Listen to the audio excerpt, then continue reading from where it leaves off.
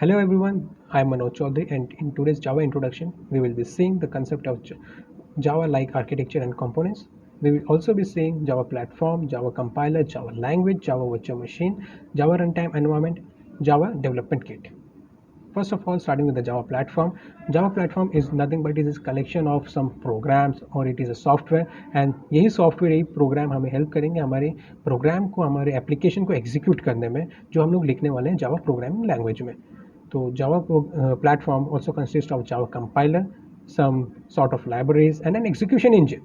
And as we have seen in our earlier video that Java is a platform independent language. Java platform also consists of the main components like Java development kit, Java runtime environment, Java compiler, Java virtual machine. For further reference, we'll be calling them with the acronym name. Apart from this main components Java के खुद के और features या फिर functionalities भी होते हैं like garbage collector है, सम सॉर्ट ऑफ लाइब्रेरीज हैं, एडिशनल कंपोनेंट्स एंड टूल्स. ये सब जब साथ में मिलके वर्क करते हैं then we will be getting a faster and efficient running in our Java application. From this particular diagram, you can conclude that Java Development Kit is a combination of Java runtime environment and some sort of developer tools. On the other hand, Java runtime environment is a combination of Java virtual machine and also library classes. तो Java development kit जो है वो JRE और developer tools से बन के बना है एंड JRE जो है वो वर्चुअल मशीन और लाइब्रेरी क्लासेस का कॉम्बिनेशन है. तो ये समझने से पहले कंपोनेंट्स को समझने से पहले लेट अस अंडरस्टैंड कि फ्लो ऑफ एग्जीक्यूशन क्या है प्रोग्राम का. जावा में जो हम प्रोग्राम लिखते हैं कैसे उसका एग्जीक्यूशन होता है. सो डायग्राम इट कंक्लूड्स दैट जब हम लोग एक प्रोग्राम लिखते हैं जावा में उसे हम लोग बोलते हैं सोर्स कोड. उसका एक्सटेंशन होता है एज डॉट जावा. जो फाइल हम लोग बनाते हैं उसका एक्सटेंशन होता है एज डॉट जावा. एंड जैसे कि ये मान लो कि आप जो HTML का फाइल बनाते हैं उसका एक्सटेंशन क्या होता है डॉट HTML. वहीं पे C का डॉट C एंड C++ का डॉट CPP. तो वैसे ही जावा का डॉट जावा नाम का एक्सटेंशन होता है. Okay, the first thing is we have to write our source code and then we have to compile it. That task will be done by Java compiler called as Java C. And class file को हम लोग दे देते हैं to the JVM. Okay, JVM will use some sort of library code and it will convert that class file into object file. Object file में conversion is necessary because that object file will be given to the machine for execution and machine को जब तक उसके खुद का language समझ में नहीं आता तब तक वो उसे एग्जीक्यूट नहीं कर सकता. इसे ऐसे समझ लो आप कि आपको आपके फ्रेंड ने एक कोड दे दिया लेकिन वो जो कोड लिखा है वो कुछ ऐसे लैंग्वेज में है जो आपको समझ में नहीं आ रहा. Hence necessary for conversion of that particular code and then that particular code is executed by your machine. Okay, Java language is a programming language and it will be using your Java platform. Obviously Java is object oriented. यहाँ पे हम लोग ने जो features उठाए जो syntax उठाए वो C से लिए हैं एंड C++ से हमने यहाँ पे oops के कंसेप्ट लिए. हालांकि इसके अलावा भी जावा के खुद के कुछ प्रोग्रामिंग पैराडिगम है, सिंटैक्स रूल्स एंड फॉर्मेट है. Java compiler task is to compile the program. Its main task is to generate the class file and it will be generating the class file from the source code. Java class file also contains some independent Java byte code. तो Java class file के अंदर होते हैं Java के byte code. Java virtual machine. Okay. After generating the class file, JVM का काम आ जाता है उसको लोड करना. Okay. JVM लोड करता है उस class file को and वहाँ पे वो इंटरप्रेट करता है बाइट कोड को और कंपाइल करता है to the machine code and using its JIT compiler. JIT stands for just in time compiler. So JVM जो होता है एक सब सेंटर होता है जावा प्रोग्रामिंग का, जावा प्लेटफॉर्म का. JVM कन्वर्ट कर देता है हमारे बाइट कोड को मशीन डिपेंडेंट कोड में, मशीन स्पेसिफिक कोड में एंड वो मशीन स्पेसिफिक कोड आपका मशीन समझ के उसको एग्जीक्यूट करता है. JVM प्रोवाइड करता है हमें फंक्शनैलिटी के साथ लाइक गार्बेज कलेक्टर हो गया, memory, proper memory management and it is a main task because memory properly manage नहीं हुआ then we can lack with some sort of space. Then it also provide us security.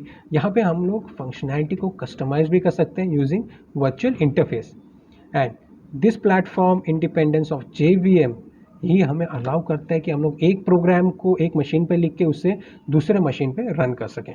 And this concept is called as WORA, write once, run everywhere. or sorry, anywhere. Okay, this following diagram, it illustrates us, it elaborate the components of JVM. Initially we were seeing the components of Java, but now let us understand the parts of JVM. Okay, on the left hand side you can see a class loader, on the right hand side execution engine, native method interface, native method libraries, then JVM memory in the middle, और उसके खुद के भी अंदर के components हैं. Let us see them one by one. JVM, first of all आपको जो समझ में याद में रखना चाहिए, ध्यान में रखना चाहिए कि JVM जो है वो रैम के अंदर प्रेजेंट होता है, रैम के ऊपर प्रेजेंट होता है, एंड जितना फास्ट आपका रैम होगा उतना फास्ट आपका जावा का प्रोग्राम एग्जीक्यूट होने वाला है. सो जब एक जावा का प्रोग्राम हम लोग कन्वर्ट कर देते हैं, सोर्स कोड को हम लोग कन्वर्ट कर देते हैं into the class file with the help of Java compiler obviously, and उसके बाद उसको एग्जीक्यूट करना भी नेसेसरी है. सिर्फ कंपाइल करके उसे कन्वर्ट करना उतना हम लोग नहीं छोड़ सकते. सो एग्जीक्यूशन के लिए हम लोग ने पहले क्या पढ़ा था, JVM काम करता है उसको लोड करने का. लेकिन JVM हम लोग ओवरऑल देख सकते हैं कि JVM लोड करता है, लेकिन उसके अंदर के कंपोनेंट उसे हेल्प करते हैं उस प्रोग्राम को आगे एग्जीक्यूट करने में. तो क्लास को लोड करने का काम आ जाता है आपके, टास्क आ जाता है आपके क्लास लोडर का. So class loader, it will its responsibility is for loading the program, linking the program with JVM memory, initialization of the program जो हम लोग एग्जीक्यूट करने वाले हैं. ओके, JVM मेमोरी के अंदर के कंपोनेंट्स को हम लोग एक एक करके देखते हैं. On the last you can see PC register. This PC register will be holding, okay, जो करंट इंस्ट्रक्शन एग्जीक्यूट हो रहा है, जो करंट इंस्ट्रक्शन एग्जीक्यूट हो रहा है वो होल्ड करने का काम है PC रजिस्टर का. PC stands for program counter register. Heap memory में होल्ड करते हैं हम लोग things like entities like variables हो गया, आपके एरेज हो गए, एक्सेट्रा एक्सेट्रा, ऐसे उसमें आ जाते हैं. ओके, नाउ कमिंग फॉरवर्ड, आप देख रहे होंगे in the JVM memory as native method stack and method area. अब मेथड एरिया में हम लोग होल्ड करके रखते हैं एज द मेथड कोड. जो भी मेथड कोड है हमारा वो आ जाता है मेथड एरिया के अंदर. नेटिव मेथड स्टैक में हम लोग नेटिव लैंग्वेज स्पेसिफिकेशन होल्ड करते हैं. नेटिव लैंग्वेज स्पेसिफिकेशन का मतलब है कि पर्टिकुलर मशीन पे जिस पे आप उसे रन करने वाले हो उसको कौन सा लैंग्वेज समझ में आ रहा है. अब वेरी करता है कि आप ऑपरेटिंग सिस्टम कौन सा यूज़ कर रहे हो.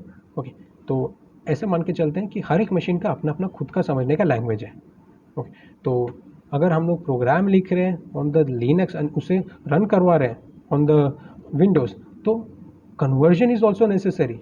जस्ट लाइक आई सेड कि आपका फ्रेंड आपको कोड दे रहा है, ठीक है, एंड आप कोड तो मिल गया लेकिन आपको समझ में नहीं आ रहा, तो आप उसे इंटरप्रेट कैसे करोगे, उसे कन्वर्ट कैसे करोगे, आपको वहाँ पे कन्वर्टर की ज़रूरत है.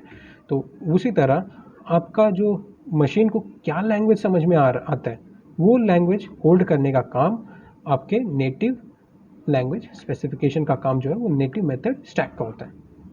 ओके, JVM में स्टैक भी होता है जो इंस्टेंसेस ऑफ प्रोग्राम को होल्ड करने का काम करता है. लाइक करंट थ्रेड कौन सा है, और एक से ज़्यादा थ्रेड है तो एक से ज़्यादा JVM स्टैक होंगे.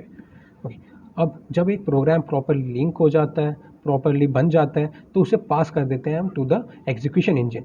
वो execution engine in cooperation with मिल के साथ में मिलके काम करता है किसके, नेटिव मेथड इंटरफेस के, नेटिव मेथड लाइब्रेरीज के. नेटिव का मीनिंग है कि कौन से मशीन पे काम कर रहा है और उस पर्टिकुलर मशीन को उसका कौन सा इंटरफेस है. ओके, लिनक्स का इंटरफेस अलग होगा, आपके विंडोज़ का इंटरफेस अलग होगा. अब मैं लिनक्स और विंडोज़ इसलिए बोल रहा हूँ क्योंकि दो पॉपुलरली यूज ऑपरेटिंग सिस्टम है. उसके अलावा भी है आपके बहुत सारे हैं, सोलारिस हो गया, मैक ओएस हो गया, लेकिन we will be seeing with Linux and Windows. Okay, because these two are the commonly used words. Okay, so as I say, execution engine cooperate करता है आपके native method interface के साथ, native method libraries के साथ. and जब properly आपका execution engine byte code को convert कर देता है native machine code में.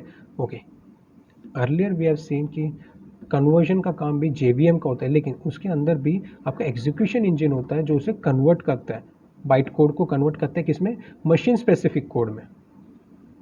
Okay, and this is done with the help of GIT compiler, and then that program is executed by your machine. जब आपकी मशीन को कन्वर्ट हुआ कोड मिल जाता है, उसे समझ जाता है उसे करना क्या है, देन आपका मशीन उसे कंपाइल कर देता है, एग्जीक्यूट कर देता है.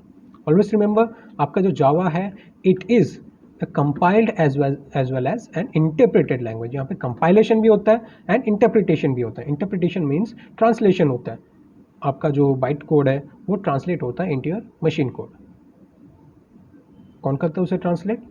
ओके, बाइट कोड को मशीन कोड में कौन ट्रांसलेट करता है? Okay, just comment that in the comment section. Okay, the next coming task is Java runtime environment. Okay, runtime environment. Okay, as the name suggests एक हमें environment provide करके देगा जहाँ पे हम लोग अपने Java के प्रोग्राम को, अपने एप्लीकेशन को एग्जीक्यूट कर पाएंगे. ओके, जस्ट लाइक आपका जो विंडोज़ है आपको एक एनवायरनमेंट प्रोवाइड कर देता है, आपका जो वर्चुअल मशीन होते हैं वो आपको एक एनवायरनमेंट प्रोवाइड कर देते हैं जहाँ पे आप सेम जो रियल टाइम में हो रहा है वैसी चीज़ें वहाँ पे एग्जीक्यूट कर पाते हो. तो जावा JRE it basically consist of your JVM, जो हम लोगों ने डायग्राम के थ्रू, अगर आपको थोड़ा बैक करके देख लेना, डायग्राम के थ्रू आप समझोगे तो it will be much easier. तो JRE जो होता है आपका JVM को कंसिस्ट करता है, बाइनरीज और लाइब्रेरीज फाइल्स को कंसिस्ट करता है, एंड ये सब मिलके आपके प्रोग्राम को सक्सेसफुली एग्जीक्यूट करवाते हैं. So we can we say that JRE is a subset of JDK. Okay, and इसके खुद के कोई डेवलपमेंट टूल्स नहीं है लाइक कंपाइलर, डिबगर. JRE का नहीं होता, JDK का होता है. ओके, तो अगर आप जावा एप्लीकेशन को डेवलप कर रहे हो एल्सवेयर एंड आप उसे कहीं और कर रहे हो एंड उसे रन करवाना चाहते हैं, एग्जीक्यूट करवाना चाहते हो on your machine, then you can install JRE separately. JRE आप इंस्टॉल कर सकते हो, तो आपको वहाँ पे JDK इंस्टॉल करने की तब ज़रूरत नहीं पड़ेगी. Okay, and you only need a JRE installed on your machine as the minimum requirement to run your Java program. आपके Java program को रन करने के लिए आपको जो minimum requirement है वो क्या है? वो आपका JRE है. Java Development Kit.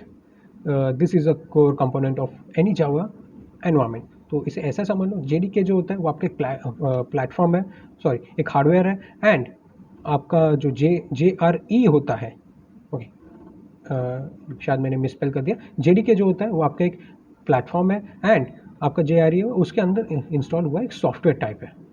तो this is the main core component of Java environment, and ये कंटेन करता है आपके JDK कंटेन करता है आपके एनवायरनमेंट को, JRE को, and along with that compiler also, debugger also, and other classes also. एक चीज़ हमेशा याद रखना कि JDK वैरी करता है operating system to operating system. जो JDK आप इंस्टॉल कर रहे हो on Linux will cannot be run on the Windows operating system and vice versa. Okay, तो अलग अलग ऑपरेटिंग सिस्टम के लिए आपको अलग अलग JDK के वर्जन लगने वाले. Okay, coming again back to the program flow execution. This particular diagram shows exactly how a Java source code or Java program gets executed. Java source code gets passed on to the Java compiler, and Java compiler, as we seen in the previous slide, Java compiler is a part of JDK, Java Development Kit. After successfully conversion of that class file, which also consists of your Java bytecode, that Java bytecode is been given to your JIT compiler for translation, which is a part of your Java virtual machine, and this Java virtual machine will run on the hardware platform. Okay. After successfully compilation of your conversion of your bytecode, that is given to JRE, and that is where the code is executed. Thank you so much for watching this video. Hope you like this video. If yes, then give it a thumbs up. Do like, share, and subscribe.